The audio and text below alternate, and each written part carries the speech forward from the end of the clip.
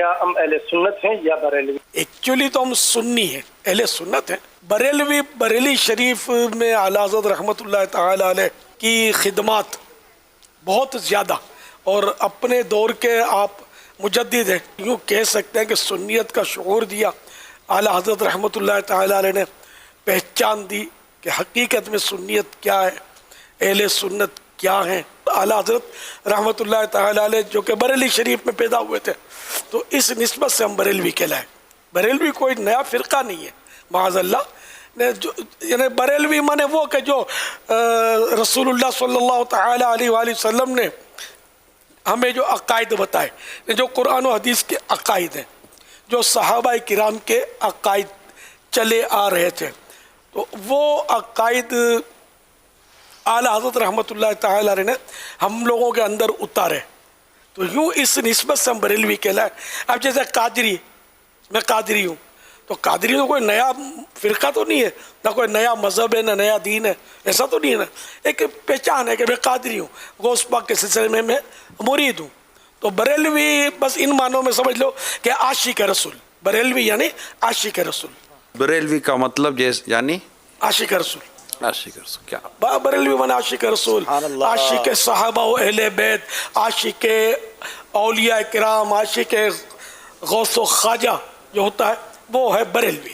الحمدللہ فیضان اعلیٰ حضرت جاری رہے گا، اور جو میں نے کہا یہ بریلویوں میں ملے گا، اور اگر یہ چیز نہ ہو تو پھر وہ بریلوی نہیں ہے، وہ دھوکہ دے رہا ہے۔ کیا بات ہے، صحابہ و اہل بیت میں بالکل بھی کوئی مطلب کمزوری اس کے نہ ہو، عقیدے میں، اعتقاد میں، اسی طرح اولیاء کرام پر تنقیدیں نہ کرتا ہو، تو بہرحال یہ کہ وہ بریلوی۔ اللہ ہم کو اسی پر استقامت نصیب فرمائے، اسی پر ہمیں موت نصیب فرمائے۔ ہم 112%، 1200%، 12,000%، 12 کروڑ % لا تعداد % میں مطمئن ہوں، الحمدللہ میرے اعلیٰ حضرت پر میری آنکھیں بند ہیں، ماشاءاللہ، میں مطمئن ہوں کہ ہمیں جو راستہ انہوں نے بتایا وہ رسول اللہ صلی اللہ تعالی علیہ وآلہ وسلم تک لے جا رہا ہے، الحمدللہ، اور انشاءاللہ ہمارے آقا ہمیں نہیں چھوڑیں گے۔ ہماری تو انشاءاللہ یہ شان ہوگی محشر میں کہ باغ جنت میں محمد مسکراتے جائیں گے، پھول رحمت کے جھڑیں گے، ہم اٹھاتے۔ بر صغیر میں جب اسلام آیا نا تو فقہ حنفی کی شکل میں آیا ہے، فقہ حنفی۔ تو ملیشیا میں اسلام گیا ہے فقہ شافعی کی شکل میں۔ تو یہ جو 4 مکاتب فکر ہے نا، حنفی، مالکی، شافعی اور حنبلی، یہ چاروں صحیح ہیں، ان میں سے کسی ایک کو فالو کرنا چاہیے اور تینوں کو درست سمجھنا چاہیے۔ باقی یہ دیوبندی نام جو پڑا ہے یہ بریلوی حضرات کے مقابلے میں پڑا ہے، ورنہ ہے وہ سب حنفی ہی۔ تو حنفیوں میں جو علماء بر صغیر میں بدعت کے خلاف ہو گئے ان کو لوگوں نے دیوبندی کہنا شروع کر دیا، اور جو تیجے 40ویں اور اذان سے پہلے صلاۃ والسلام کے قائل تھے ان کو لوگوں نے کیا کہنا شروع کر دیا؟ بریلوی۔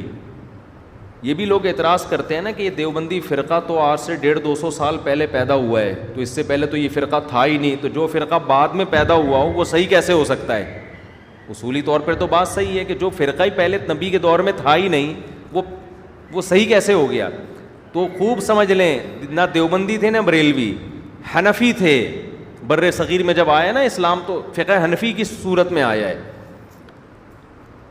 تو اس لیے میں اپنی نسبت فقہ حنفی کی طرف کرتا ہوں،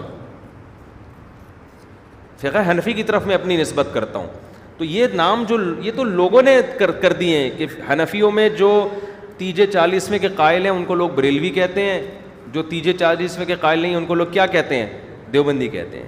تو یہ اس تکلف کی ضرورت نہیں ہے، کہنے کی تو حنفی کہنے کی بھی ضرورت نہیں ہے، لیکن اگر کہیں ضرورت پڑتی ہے تو انسان یہ لفظ استعمال کر سکتا ہے، ورنہ ضرورت اس کی بھی نہیں ہے۔ لوگ کہہ سکتے ہیں کہ فقہ حنفی بھی تو نبی کے دور میں نہیں تھا، فقہ حنفی کے مسائل تھے، نام نہیں تھا۔ جیسے مصحف عثمانی کا نام نہیں تھا نبی کے دور میں، مرتب بعد میں ہوا ہے، مگر مصحف عثمانی نبی کے دور میں موجود تھا، مگر مرتب کس نے کیا؟ حضرت عثمان نے۔ تو فقہ حنفی، شافعی، مالکی یہ سارے نبی کے دور میں تھے، ان کو مرتب بعد میں کیا گیا ہے، تو نام ان کا بعد میں رکھا گیا ہے۔